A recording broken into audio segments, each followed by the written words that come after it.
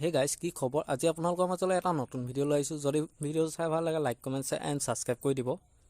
অসমত জনপ্ৰিয় ধাৰাবাহিক বেহাৰবাৰী আউটপোষ্টৰ বিউটি বাইলঙত আছে এটা ভাল খবৰটো শুনি আপোনালোকে নিশ্চয় ভাল পাব যোৱাকালি তেওঁ নিজে ভাল খবৰটো সকলোৰে আগত শ্বেয়াৰ কৰিছে আহকচোন শুনো তেওঁ মুখেৰে তেওঁ ভাল খবৰটোনো কি থ্যাংক ইউ সকলোকে আপোনালোকে ইমান বেছি মৰম দিয়াৰ বাবে আৰু ক'ব নোৱাৰিম এতিয়া